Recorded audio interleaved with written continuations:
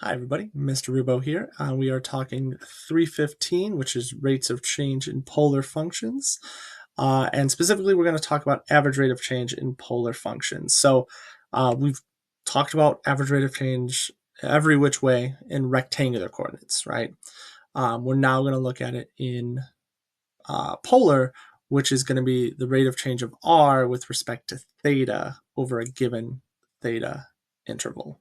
So for polar functions, r is r f of theta. The average rate of change of r equals r of theta over the interval a to b is given by f of b minus f of a over b minus a. That should look the same. It's no different than when we do it with rectangular. It's just now we're going to have r's and thetas instead of x's and y's.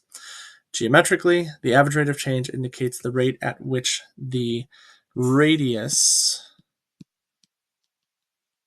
is changing per radian, right? Per angle, if you will, right? So let's do an example. Here we have, consider the function, blah, blah, here's the function, right? F of theta equals 3 minus 3 cosine theta in the polar coordinate system.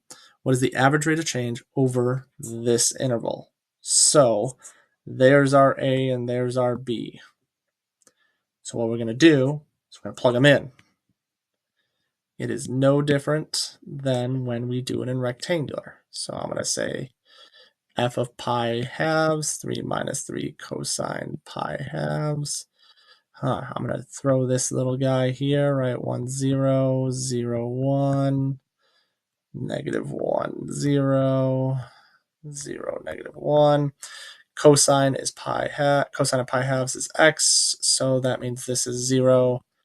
3 minus 3 times 0, which is just 3. And then I'm going to do the same thing, but plug in pi. Hey, look, I have that right there. So it's 3 minus 3 cosine of pi. Cosine of pi is negative 1. And 3 plus 3 is 6.